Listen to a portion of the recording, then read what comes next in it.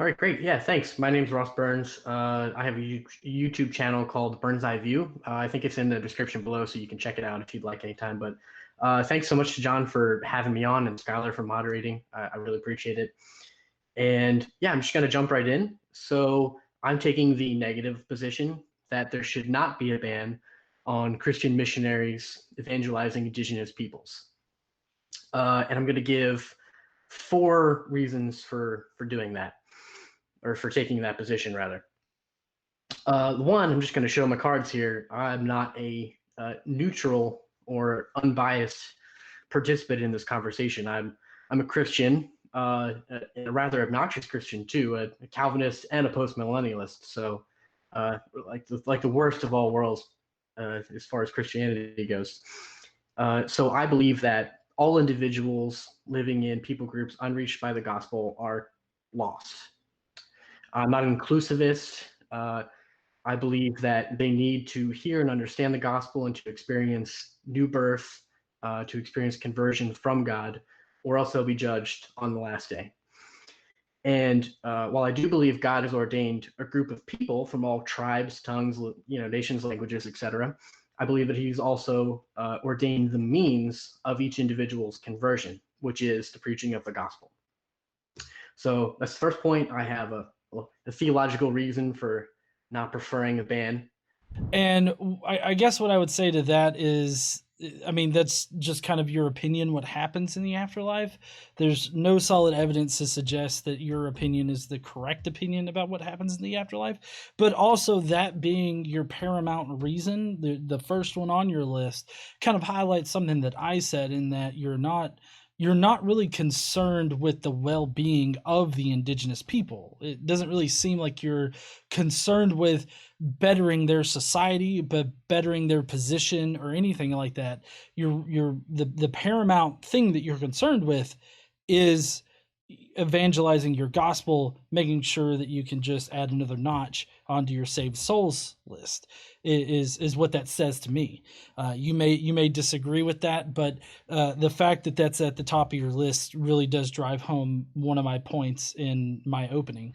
The second reason I'm going to suggest is there's some tremendous political problems with a proposed ban on Christian evangelism in indigenous cultures. I would be interested in the legislative idea behind this, how this would actually get implemented.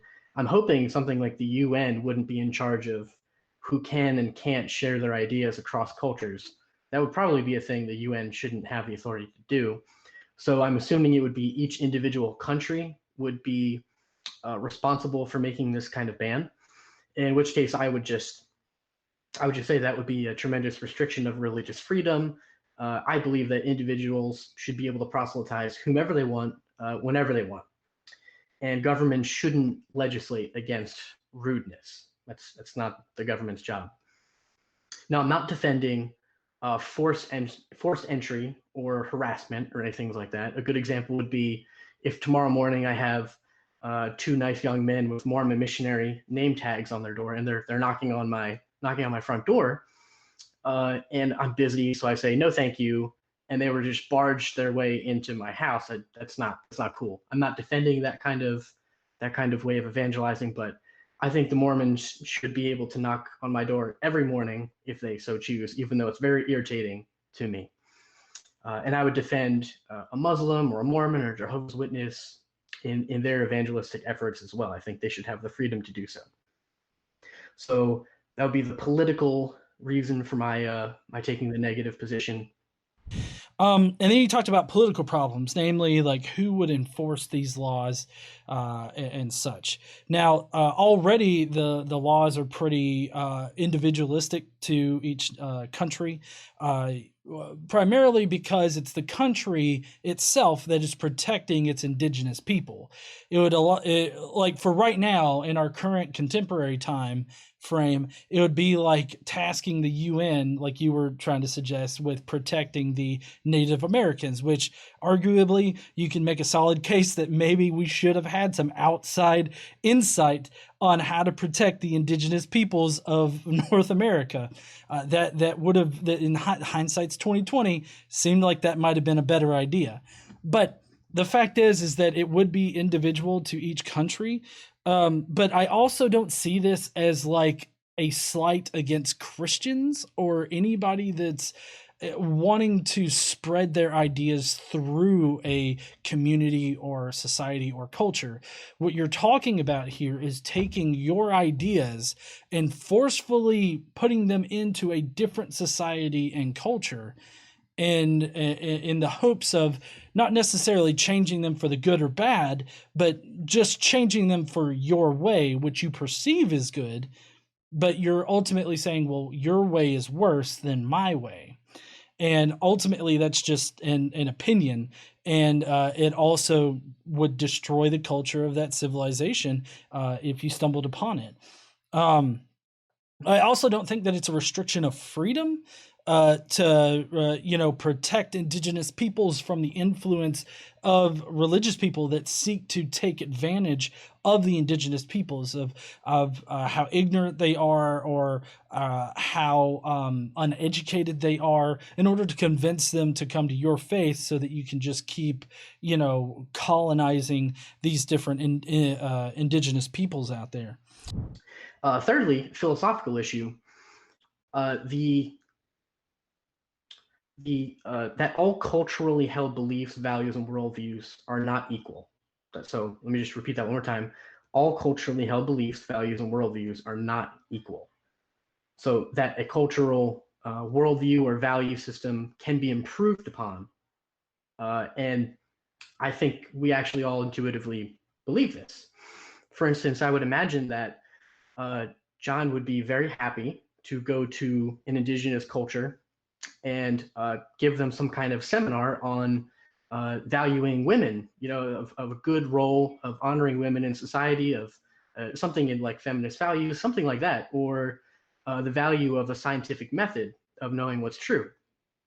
The testing hypotheses and experimenting, all that kind of stuff. I imagine that we would all say, yeah, that's great. Let's get that into as many indigenous cultures as possible.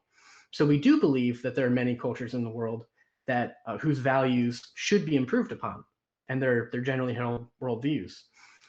And the cultural mixing is something that, if we really want to prevent it, then we should just ban all Western interaction with cultures. So things like philabundance or World Health Organization should also be banned from contacting indigenous cultures, which I think would be an awful thing. The further thing is a ban on proselytizing is a self-refuting standard. Here's what I mean by that. So if the standard is no one should seek to change another person's way of thinking, let's test that out in a couple situations.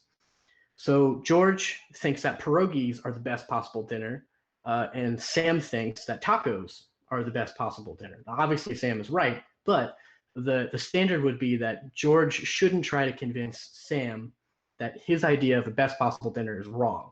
That just their culturally held beliefs are both equal. Neither is right, neither is wrong. That's fine. But what about someone who holds the belief, the cultural belief, that they should evangelize indigenous peoples? Now, the standard says we shouldn't try to seek to change their way of thinking. So according to the standard, it can't be applied to the evangelizing of indigenous peoples. The evangelical notion that we're supposed to go and make disciples of all nations is something protected under this clause. So the point is to point out the incoherence of trying to convince people to stop trying to convince people, right? That's the point. And I would also point out that John has an entire YouTube channel dedicated to changing people's way of thinking. And I fully support him in that. I think he should have that. And if anybody suggested a ban on his ability to do so, I'd be right alongside him defending his rights to express his views and to try and change people's minds. So number 3 on your list, that all beliefs are not equal. I would agree, but that in and of itself is a subjective statement that all beliefs are not equal. You would say that your belief in God and Christianity would be much better than my belief, or any one of my beliefs, I guess. But also, like Islam, you would think that your way is better than Islam, I would assume. And so you can see how it's a very subjective thing. But you swing to extremes here, saying that you would need to like ban all interactions with like other societies, I guess, like ban interactions between societies.